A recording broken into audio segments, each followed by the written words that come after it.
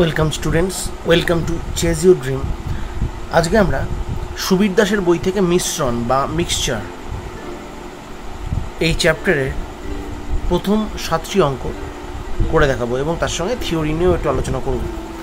আচ্ছা, মিক্সচার বা মিশ্রণ চ্যাপ্টারটি, যদিও মিশ্রণ বলতে আমরা নর্মালি বুঝি দুই বা ততোধিক তরল মেশানো হলো, জলের সঙ্গে মেশানো হলো, জল বা শরবত মেশানো হলো, জলের সঙ্গে অ্যালকোহল মেশানো হলো, বা জলের সঙ্গে সিরাপ মেশানো হলো, এই ধরনের কিছু কনসেপ্ট আমাদের মিশ্রণ কথাটি শুনলে আমাদের মাথায় আসে। কিন্তু মিশ্রণ বলতে শুধুমাত্র কিন্তু এইগুলোই নয়, এছাড়াও দু ধরনের চাল মেশানো হলো, বা আমরা লাভ ক্ষতির বেশ কিছু অঙ্কে মিশ্রণের কনসেপ্ট পুট করতে পারি, এবং এই ধরনের নানা রকম অঙ্ক যেগুলো সুবীর দাসের বইতে সুন্দরভাবে রয়েছে।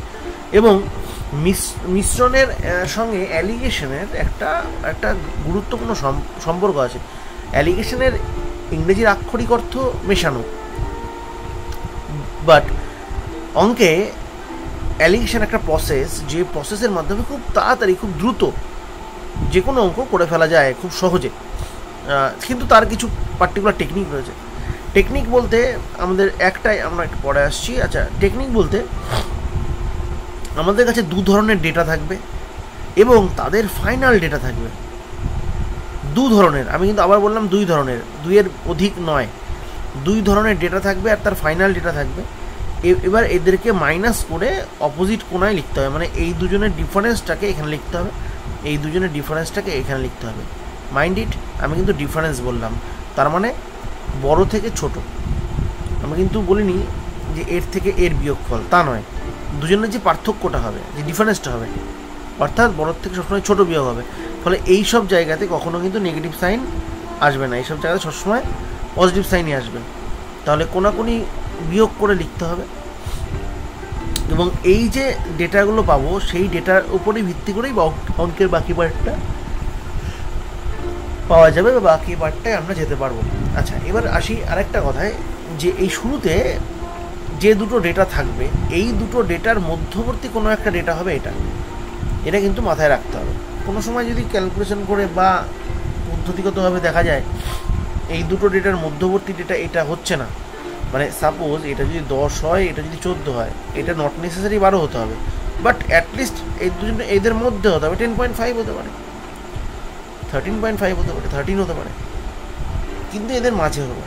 ওকে, আমরা প্রথম অঙ্ক থেকে শুরু করছি।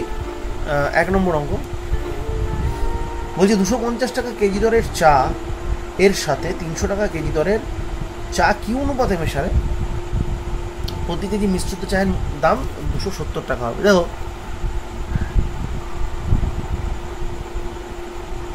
আমি ধরে নিচ্ছি 250 টাকার এক্স কেজি চা আছে, তাহলে এক্স কেজি 1 কেজি চায়ের দাম যদি 250 হয়, তাহলে এক্স কেজি চা কত হবে? 250 এক্স হবে। মানে আমি ধরে নিচ্ছি x:y রেশিওতে মেশানো হয়েছে দুটো চাকে। এবার ওয়াই পরিমাণ যদি দ্বিতীয়টা নেওয়া হয়, 1 কেজির দাম 300 টাকা হলে ওয়াই কেজির দাম হবে 300y, এবং দুটোর মিলিত দাম আলটিমেটলি দাঁড়াচ্ছে 270 টাকা। এবং কত কেজি? x+y KG. 1 কেজির দাম 270, x+y কেজির দাম কত হবে? এটা মাল্টিপ্লিকেশন হবে। এবার যদি আমরা একদিকে নিয়ে আসি,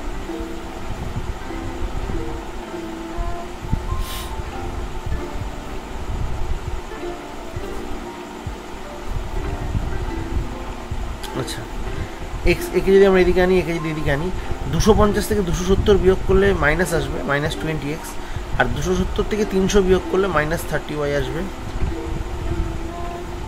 মাইনাস কেটে দিচ্ছি, অর্থাৎ x:y আসছে 3:2। ওকে, তাহলে এইভাবে কিন্তু আমরা এই অঙ্কগুলো সুন্দরভাবে করে ফেলতে পারি বা নামিয়ে দিতে পারি। ঠিক আছে, এইবার আমি আসছি এটার অ্যালিগেশন প্রসেসে। এই অঙ্কটি যদি আমরা অ্যালিগেশনে করতাম, আমি শুরুতেই বলেছিলাম দুটো ডেটা এবং তার ফাইনাল ডেটা থাকবে।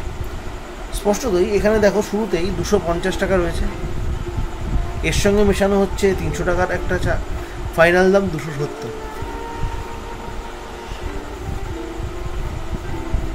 এবার যদি আমরা বিয়োগ করি, এদিকে পাচ্ছি 20, এদিকে পাচ্ছি 30, রেশিও করলে 3:2। কত তাড়াতাড়ি করা গেল বলো? আগের যে প্রসেসটা থেকে এই প্রসেসটা অনেক বেশি তাড়াতাড়ি করা গেল।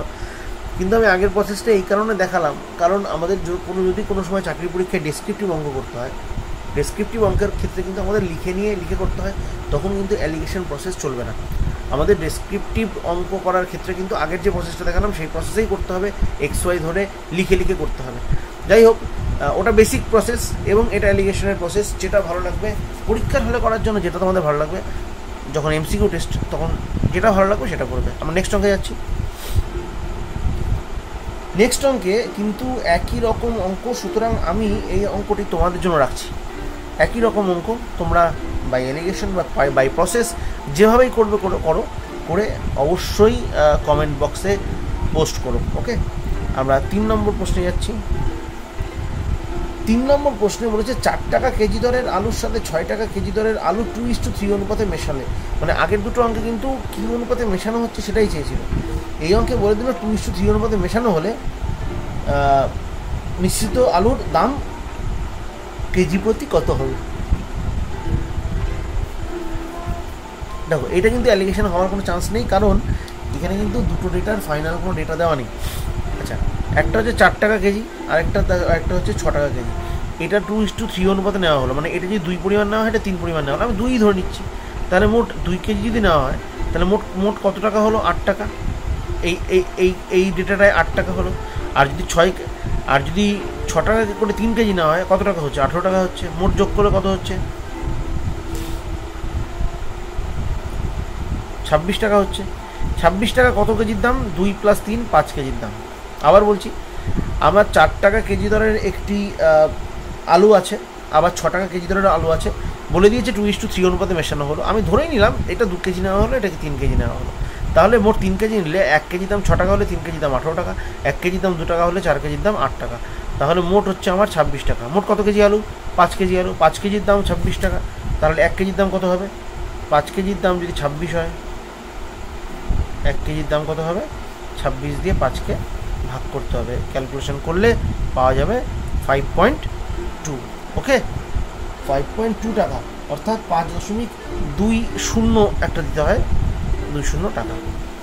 আশা করছি বুঝতে পেরেছ। আমরা নেক্সট অঙ্কে চলে যাচ্ছি। আমরা 4 নম্বর অঙ্কে চলে যাচ্ছি।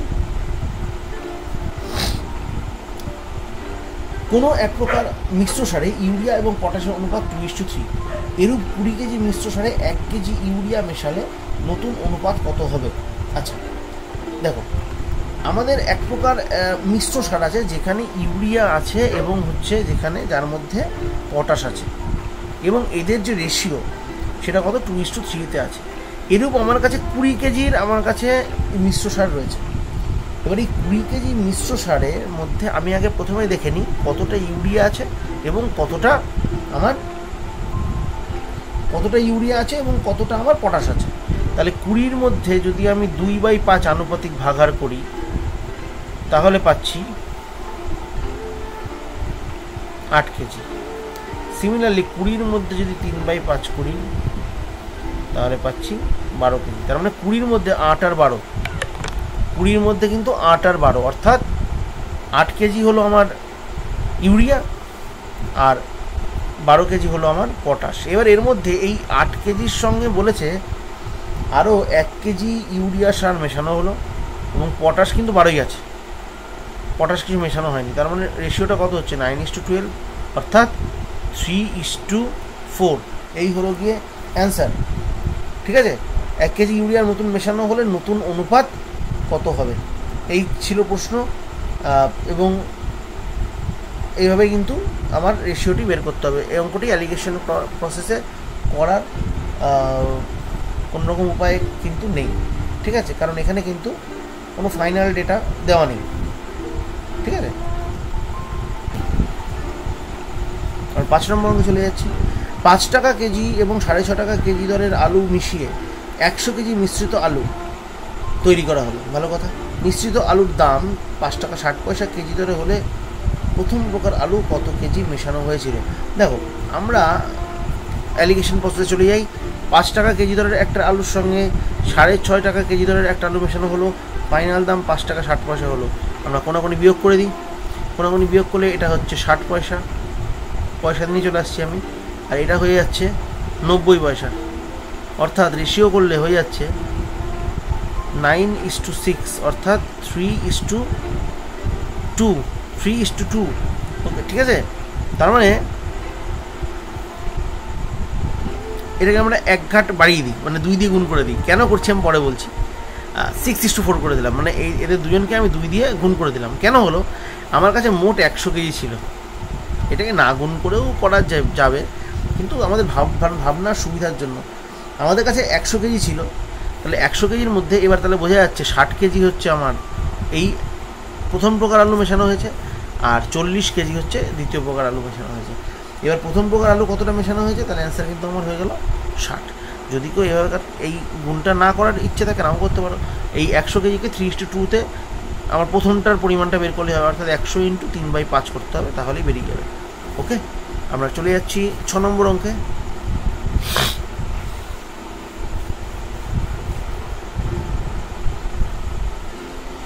$30 কেজি দরের কত কেজি চিনির সাথে 40 টাকা কেজি দরের 30 কেজি চিনি মিশ্রিত করলে 43 টাকা 20 পয়সা কেজি দরের বিক্রি করলে 20% লাভ হবে। দেখো, এই অঙ্কটার ক্ষেত্রে আগের অঙ্কটার সঙ্গে একটু পার্থক্য হচ্ছে, এখানে বিক্রির দামটা দেওয়া রয়েছে, তাই না? 43 টাকা এত দরে বিক্রি করলো। এর আগের কোনো অঙ্কে কিন্তু বিক্রি হবে, যেমন ধরো 5 নম্বর অঙ্কটা বা 1 নম্বর অঙ্কটা, এগুলোতে বা 2 নম্বর অঙ্ক মিশ্রিত আলুর দাম, বা 2 নম্বর অঙ্কে মিশ্রিত চায়ের দাম। তার মানে কি, এটা কিন্তু ক্রয় মূল্যটাই বলা ছিল। এখানে যখনই বিক্রয় মূল্যের প্রসঙ্গ চলে আসছে, তখন কিন্তু আমাদের একটু সাবধান হয়ে যেতে হবে। তখন আমরা অ্যালিগেশন করতে পারবো, কিন্তু তার আগে একটা ছোট্ট কাজ আছে। সেটা হচ্ছে 30 কেজিটাকে আমরা বাদিকে লিখছি, 40 কেজিটাকে আমরা 40 টাকা কেজিকে আমরা ডান দিকে লিখছি। এবার এই 43 টাকা 20 পয়সাটা কিন্তু আমার বিক্রয় মূল্য, একে আগে ক্রয় মূল্যে কনভার্ট করতে হবে। তোমরা লাভ ক্ষতির ভিডিও অবশ্যই দেখে নিও, আমি এখানে জাস্ট প্রসেসটা করছি। লাভ ক্ষতির ভিডিওতে ডিটেল ডেসক্রিপশন দেওয়া আছে, কীভাবে ক্রয় মূল্য থেকে বিক্রয় মূল্য বা বিক্রয় মূল্য থেকে ক্রয় মূল্যে কনভার্ট করতে হবে, কনভার্সন সেগুলো দেওয়া রয়েছে। আচ্ছা, 43 টাকা 20 পয়সা, 20% লাভ, অর্থাৎ আমাকে ক্রয় মূল্য বের করতে গেলে 100 ওপরে থাকবে, আর 120 যেহেতু লাভ হয়েছে নিচে থাকবে। আমরা পয়েন্ট উঠিয়ে দিচ্ছি, এখানে বাই 100 করে নিলাম, কেটে গেল, 0 কেটে গেল, 12 দিয়ে কাটলে 3 বারং 36, 6 বারং 72, অর্থাৎ 36 হচ্ছে। আমরা এই টোটালটাকে আমরা ক্যালকুলেশন আগে 36 লিখলাম, কোনাকুনি আবার বিয়োগ করে লিখছি। কোনাকুনি বিয়োগ করে লিখতে গেলে আমাকে 40 থেকে 36 বিয়োগ হলে 4, এখানে হচ্ছে 6, অর্থাৎ 4:6। এটাই যদি আমাদের কাজে লেগে যায় ভালো, নাহলে আরেকটু কমিয়ে নিই, 2:3 করে দিই। ঠিক আছে, 2:3 আমরা করি, এটা দিয়ে করে দিচ্ছি। 2:3 আসলো, তাহলে বলেছে চিনি মিশ্রিত করলে এত টাকা, তেমন প্রথম, আচ্ছা 2:3। ওকে, এইখানে প্রশ্নটা কিন্তু একটু ঘুরিয়ে করেছে, প্রশ্নটা ভালো করে পড়ো, আবার পড়ছি আমি। প্রথম প্রকার কত কেজি চিনি, প্রথম প্রকার কত কেজি মেশানো হয়েছে এটা কিন্তু দেওয়া নেই, কিন্তু দ্বিতীয় প্রকার 30 কেজি মেশানো হয়েছে এটা দেওয়া আছে। আগের অঙ্কতে কিন্তু টোটাল 100 কেজি হয়েছিল সেটা বলা ছিল। তাহলে এইখানে কিন্তু 30 কেজিটা শুধু দ্বিতীয়টা, অর্থাৎ দ্বিতীয়টা 30 কেজি, তাহলে প্রথমটা কত? অবশ্যই 20, কারণ এটা যে 3 যদি 30 হয়, 2 তাহলে কত হবে? 20 হবে, অর্থাৎ অ্যান্সার কিন্তু আমার এখানে হবে ডি, 6 হবে ডি। ঠিক আছে, আমরা নেক্সট অঙ্কে চলে যাচ্ছি, অর্থাৎ আজকের ভিডিও লাস্ট অঙ্ক, 7 নম্বর অঙ্ক। 2 প্রকার মিশ্রণে টিন এবং লোহার অনুপাত দেওয়া রয়েছে। এই 2 প্রকার মিশ্রণ 3:4 অনুপাতে মেশালে নতুন মিশ্রণে টিন এবং লোহার অনুপাত কী হবে? এটার একটাই পদ্ধতি, এছাড়া আর কোনো প্রসেস সেভাবে নেই। আচ্ছা আচ্ছা এইবার 3:4 অনুপাতে যদি মেশানো হয়, তাহলে প্রথমটা যদি 3 পরিমাণ নেওয়া হয়, প্রথমটায় টিন কতটা আছে? আমার কিন্তু এখানে দুটো জিনিস আছে, একটা টিন আছে, একটা আয়রন অর্থাৎ লোহা আছে। ঠিক আছে, প্রথমটায় টিনের আনুপাতিক ভাগার আসছে 1/3 আর লোহা আসছে 2/3। দ্বিতীয়টায় টিন আসছে 2/5 এবং লোহা আসছে 3/5। ওকে, তাহলে এই প্রথম প্রকারটা কিন্তু আমরা নিচ্ছি 3 পরিমাণ, পরেরটা নিচ্ছি আমরা 4 পরিমাণ। তাহলে মোট টিন, যদি দুটো টিনকে আমরা নিই, তাহলে 3 × 1/3 প্লাস 2/5 × 4, এটা হলো প্রথম প্রকারের টিন। দ্বিতীয় প্রকারের আয়রন কত? 2/3 × 3 প্লাস 3/5 × 4 হলো। তাহলে মোট আয়রন আর মোট টিন ঠিক আছে, ক্যালকুলেশন করতে হবে। তাহলে এখানে আসছে 1 যোগ 8/5 ইস্টু 2 যোগ 12/5, ক্যালকুলেশন করলে আসছে